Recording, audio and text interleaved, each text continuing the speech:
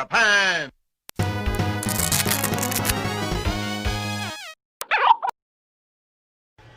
Okay, so we are here with these parts. These are the S209 rear fender flares. If you guys live under a rock still, the S209 is America's flagship STI and owned exclusive to the US.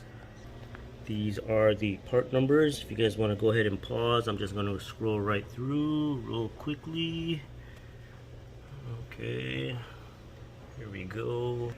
So the reason why the S209 has fender flares is because they have wider tires. They have 265s to be exact. However, I have 275s, much meatier than the S209.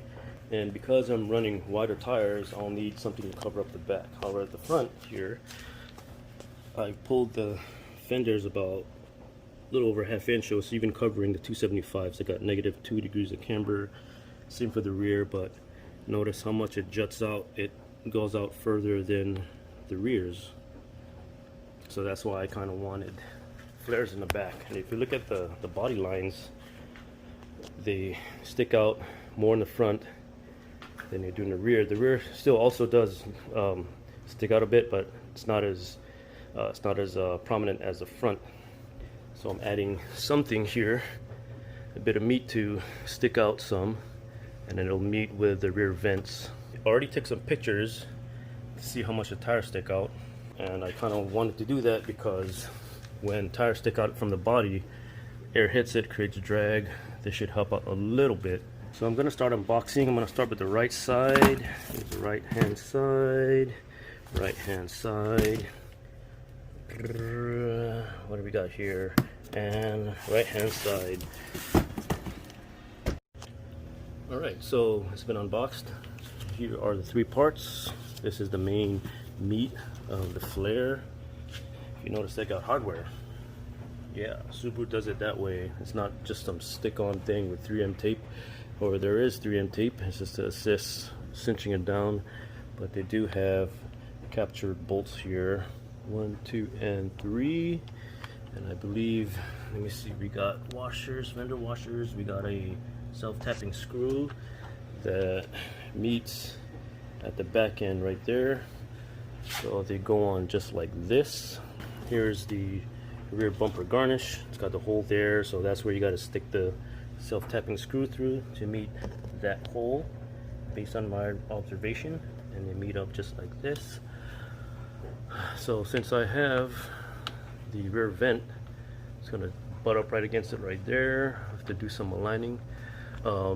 Keep in mind, this is a knockoff S208 rear vent that I got from Subi Speed. It came unpainted. I had it painted here locally. They came with a template to put it on your bumper. So just in case you ask, yeah, that's not a real thing. It's not the real S209 flare, or excuse me, the rear vent. And also, it is functional. I made holes for it here as well as there. The forward part, which is part of the door, it's 100% stick-on with 3M tape. So it's going to go just like that. Unless you just want to leave it off and look like a Honda Civic, it's up to you. Alright, before we start, I'm going to show you what tools we'll need. We'll need a corner drive ratchet with an 8mm socket, 8mm combo, some screwdrivers to remove your pop clips. I don't have a pop clip removal tool except this. I don't think this will work, but we'll see. Round hole file to clean up the holes, another file just to clean up the drill holes on the other side, tape measure, a starter punch, Sharpie just to write over the painter's tape. Got a drill with a step down type bit, something to mark the studs or the captured bolts onto the painter's tape when we mark our drill holes. I got this touch of paint from AutoZone. You can get the exact same one from the dealership. Being crystal white pearl, it's K1X. Can't focus, but it's K1X. You can see right there. It's good just to have. And then from the back side, if you want, you can always spray the back side just to prevent rust. Some eye protection. And last but not least, isopropyl alcohol to prep the surface, since if you wax your car, your painter's tape won't mount onto it. So I suggest you clean this up before you stick the tape on. Power tools, maybe a drop light to see where you're looking at, heat gun for heating up the double-sided tape so that it'll stick, and then the Dremel just to help with the filing, clean the backside. These are optional. So to make things easier, you'd want to take out these pop clips that run all the way inside the fender liner. I'm not going to remove the whole thing, I'm just going to remove the pop clips just to drop the fender liner down. That'll give us better access to whatever holes we drill through from behind. But before I even drill, I'm going to put some painter's tape so that way I won't damage the finish of the exterior. Alright, so taped up, fender liner dropped. Another thing is, right here there used to be a pop clip, but my 255 tires back then scrubbed them off, so I've got nothing holding this in except the clips that go along the inside of the bumper. Now, first thing is we're going to try and line up the big boy. What I've thought about while taping it up is that we can remove these captured bolts just by pushing them outwards because they're on a slot. Just hold on, let me do it off camera. Right, so I got them out, and all these do is slip through this channel right in there. By removing these captured bolts, we can go ahead and kind of mock it up. Bend this down here. My biggest concern is that because I pulled my fender slightly, that there might be a lift somewhere, mainly here, because if you look at the top portion, and like right here, here, and here, they're secured, but down here there's nothing holding it except double-sided tape. So I'm afraid that somehow it might lift off. So that's one thing. And then another thing is, being that, you know, the template I used when I installed these, there was some kind of margin of error. So when I put this on, right now I can tell. Let me just pop that off. Well, that came off easy. If I put this on here, see if even if I line it up with the bumper, could be some little interference right here. So there's room to play with as far as getting it lined up, but for the most part it'll fit, I can guarantee that. So I'm going to mock it up. This takes a lot of time. Don't rush this because this is your exterior. So you got this little plastic dingus right here, that's the one to go right under to meet up with the bumper piece right there. So I'm going to put more tape up here, that way I can draw with my Sharpie a line here just to get it mocked up before I slap these captive bolts on, and then use this guy right here to give me a reference point where to drill. So we're going to use this to mark the captured bolts right there, to mark up where we need to drill. Alright, so I might have jumped ahead a little bit. Here's the assembly mocked up. Looks pretty good. The main thing also is you don't want that interfering with the door. There you go. So make sure you also align the holes for the lower half to the upper half.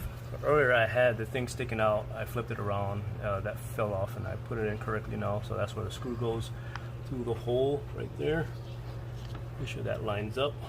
Can't see now, but we'll work on it. And yep, so at this point I'm going to put those, oh, I forgot the lines I made here, just to reference it later on when I install the captured bolts onto it and kind of stab it with the red paste. And yeah, that's it. I can always mess with this later. I mean, I said it's just stick on, nothing to screw onto on the door. It's just double-sided tape. and I can always massage that onto the door. Put that away. But yeah, so I'm going to take this off now, put the captured bolts on, and yeah, like I said, here there might be a little lift somewhere here because there's no captured bolt down there, which I wish they should have put something there just to drill holes here to keep it all the way down. But with my ingenuity, I can most likely get it to work somehow. See that part right here? There's some room here to play with, lots of room. So like I said, it's a matter of drilling holes when I line up the paint onto here, and then I'm probably going to drill 5/16 holes for the 8 mil bolts, same as for the one down here. And then I'm going to clean it up from behind, get rid of all the extra drill material, get out of the way. Damn, it's freaking dirty in there. Oh, and I forgot, yeah, you have to take your whole wheel off. Yeah, it could make things much easier, but if you were to do it with the wheel on, go right ahead. I applaud you. Another tip, because these tend to shift around a lot, I put some tape for it to keep going out of their slots, right?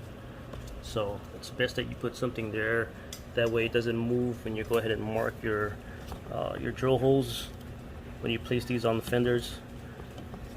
That'll save you a lot of time and headache, you know, knowing that you've got an accurate hole placement on your fender.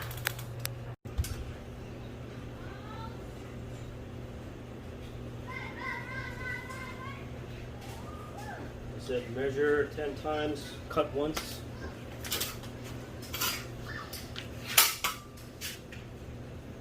I'm gonna line up our reference line here that we drew and traced.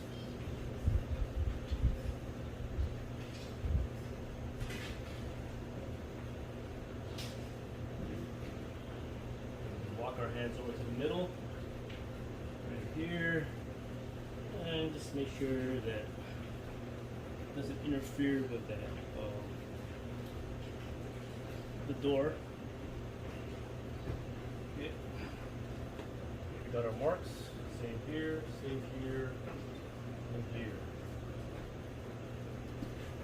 So that'll be our holes.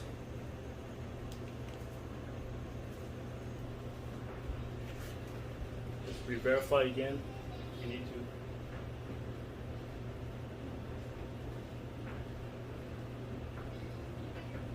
Hole 2 and hole 3.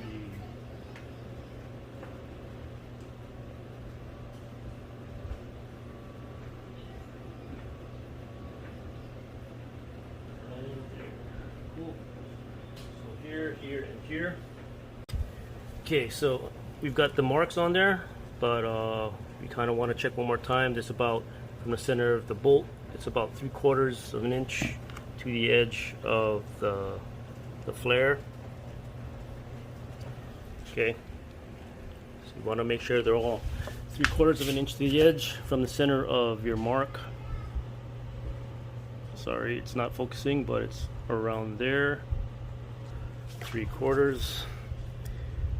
Sorry for the bad views here. 3/4, and right here. So the edge of the tape, not the metal part, but the tape. It's roughly 3/4 right here where my finger is. So we're gonna find that center right there, and then we're gonna drill 5/16 holes. That way we get some kind of play. Because if you just go straight 1/4 inch or however big these are in diameter, you could be fighting with the plastic, could be bending. So we can try to make it easy as possible with drilling slightly larger holes.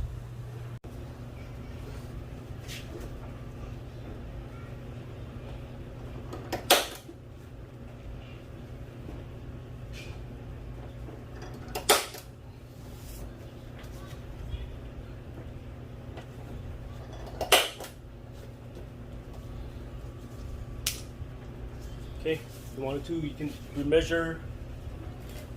You can remeasure the holes going to the edge again, because I'm anal like that.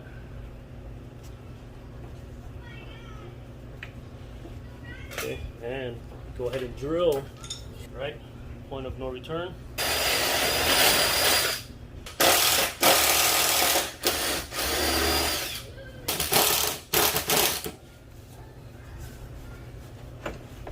I'm gonna go from inside to out.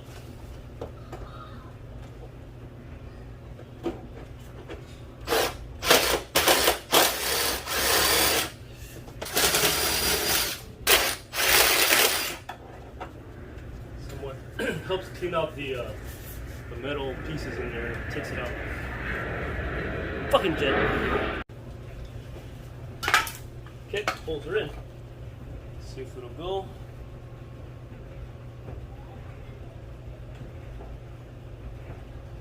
And we're spot on. Okay, so down here is gonna flex. Hopefully the double-sided tape will stick it. So I'm gonna leave it there. Then we can go ahead and do the bumper piece. So I'm gonna put some of that witness paint. You know, these things, they save the dealership some headaches for people like you and me. So we call it witness paint or tempering paint. Because if you look at your car, there are yellow paint marks marked all over these bolts. And if they're if they're different from what they marked at the beginning at the dealer or at the manufacturer, they know you've messed with it. Therefore, void your warranty. Okay, so around here, there's my mark. It's a little easier, a little more forgiving because it's plastic.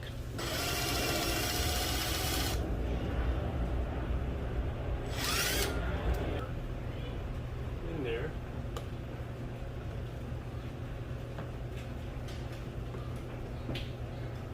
So there's lots of room to play with because it's a bigger hole. But nonetheless, yeah, it fits. You can always massage it in. The screw here will draw the lower half to the upper half, and that's it. And just gotta take the double-sided tape off, put it in, put the acorn nuts with the fender washers, and done. And just for rust protection, I'm gonna use some of that touch-up paint. Just get the edges. It's the worst place to get rust. Your quarter panel. Usually when I look for used cars, this is like the most looked at area that I check. If there's rust here, yeah, just cover it up, cover any bare metal. I already shot inside with some of that black paint, keep it from rusting, but for this edge right here on the outside, put in some of this touch-up paint.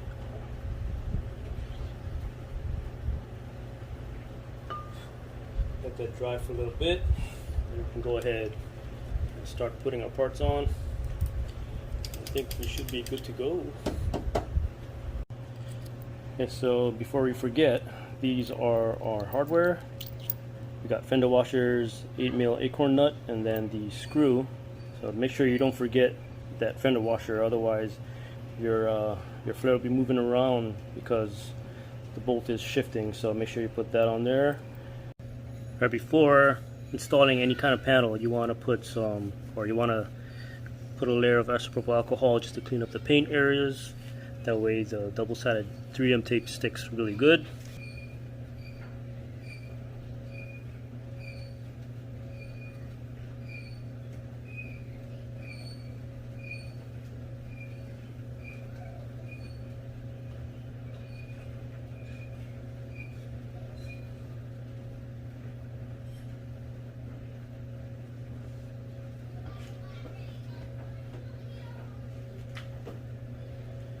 Okay, so we're going to remove some of these tabs just to give you a reference, and also help you with shifting or changing the the position of the fender liner, or the fender. Like I said, we got some good play with the 5/16 hole, so shouldn't be much of a problem, except like I said, this side here. We'll see how it goes. Get these out, just get it partially out. We'll put these to the test, see if our slightly pulled fenders will keep it in. I hope so.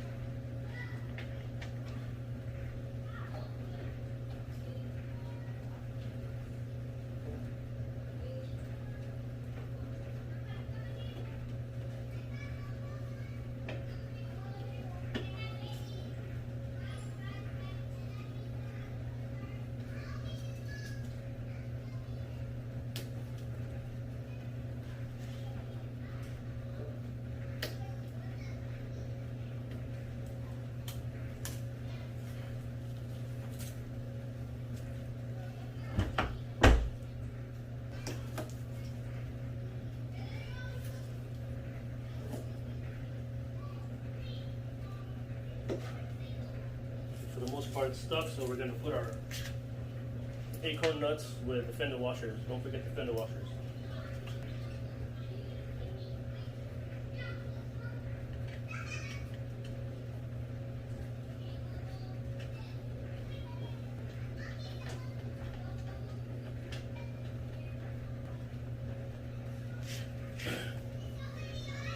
So 8mm ratchet and socket, go ahead and draw it down. You don't have to go super tight, it's only plastic.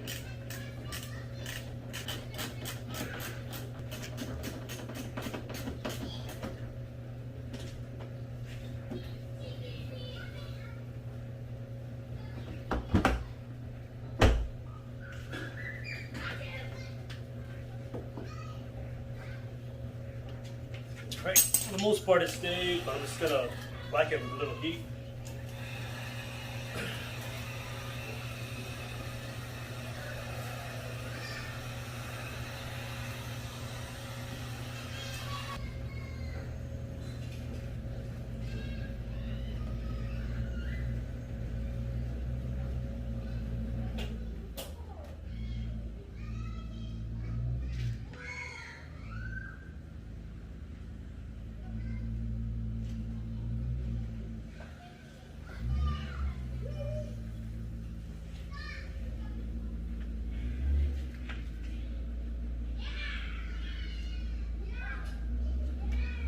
Looks good.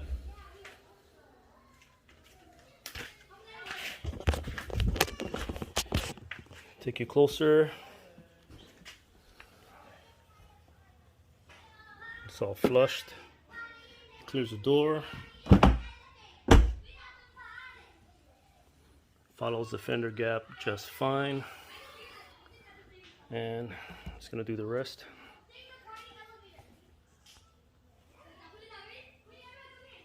I need to get me a wireless mic or something. These kids are killing me. For this bumper garnish, all we have is this bolt here.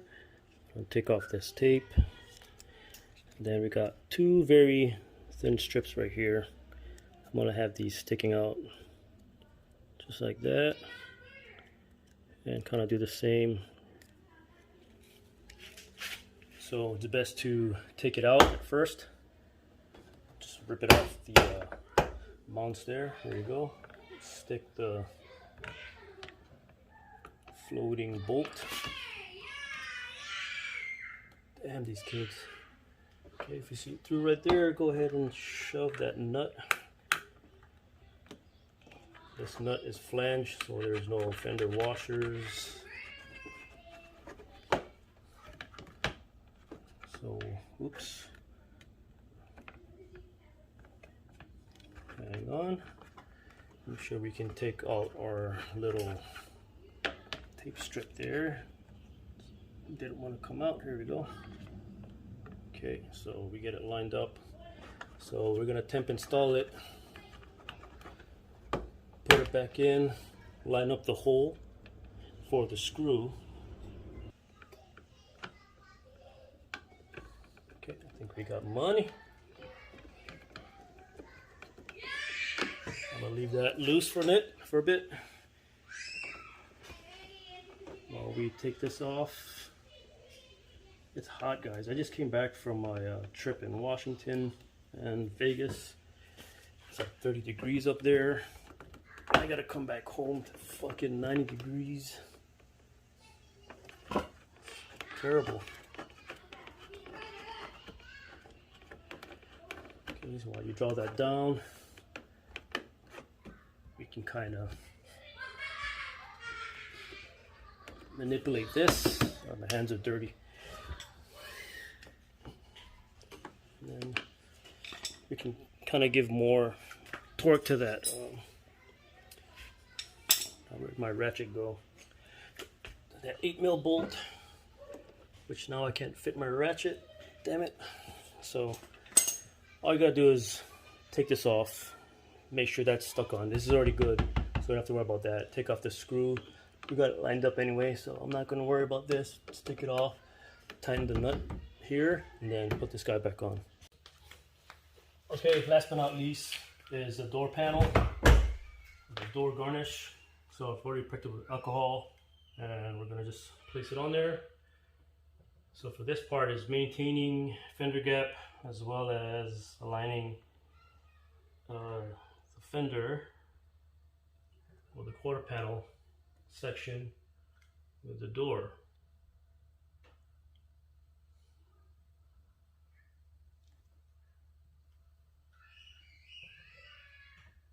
Make sure you maintain that integrity. Make sure this guy sticks out. There you go.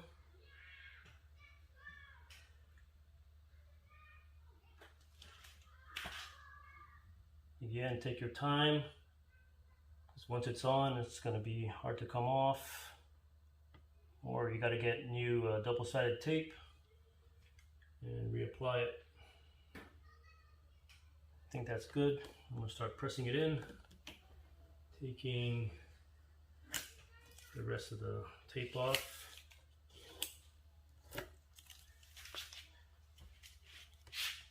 Again, whack it with some heat.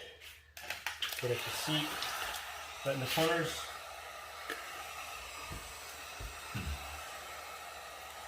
Yeah, I finally shut the garage door because the kids are getting nuts. They said I need to get a mic or something.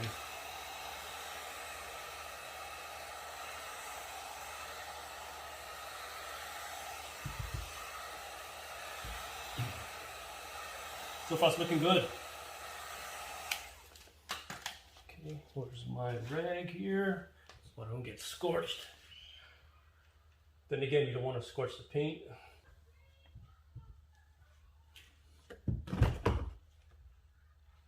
Yep, looking good. So let me take you here.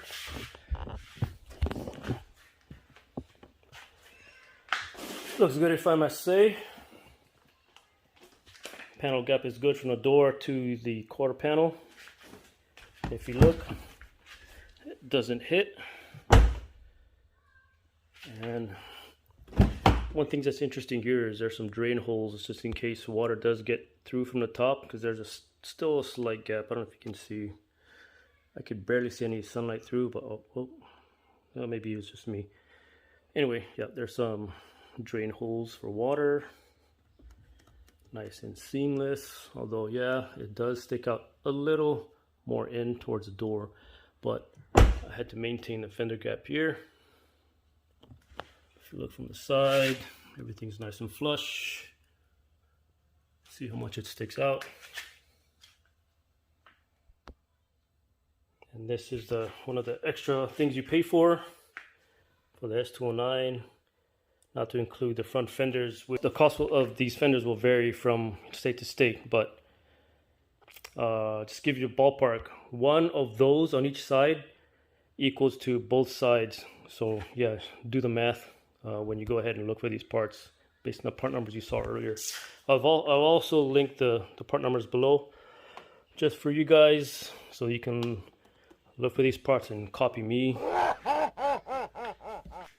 Yep, but I like how it looks. So I'm gonna do the other side.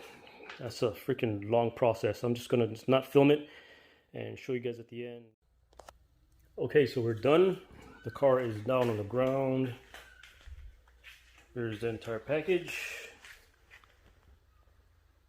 Looks pretty good. So I showed you why I installed these fender flares. If you were to look from here to there, now they're just about even. You can see from like right about here, since I pulled these fenders out about, I don't know, a little over ½ inch or so, now they kind of made up. The ash no longer is flat. So if you follow this line where it juts out of the fender, I like that, by the way, from the VA. It sticks out here and then it just follows through right here, even though we got this low gradual flare here. But yeah, I like how it just sticks out, kind of blocks the tire a bit, so that way it doesn't get dragged, a drag penalty. Although there is just a little part right here, but you know, that's fine. Excuse me. And this is what flares do. They cover the tire. So I know a lot of guys, they put flares to put wider tires to stick out. It's like pointless. So this is my reasoning. And here we go, looking from the back. Looks pretty good. There you go. And then on this side, which I did a little faster than the other side. So far, this is staying in. Doesn't stick out like I predicted. And again, nice and smooth. There's a little piece of that tape there, but no biggie. Here's the seam on this side. Closes nice and easy. Flows well with the vents, RA vents, now S209 vents. And then rounding off, going about here. But overall, yeah, I love this. I love how it looks. I love what it does. And you know, the fact that it comes painted is a plus. However, it only comes in K1X, and shoot, I forgot what the paint code is for crystal black silica, but that's the only two colors it comes in, because the S209 only comes in black and white. So if you have like a Road Rally blue, lapis blue pearl, red, yellow, pink, purple, you're gonna get it custom painted or wrapped. Other than that, if you guys like what you guys see, like and subscribe. See you guys later.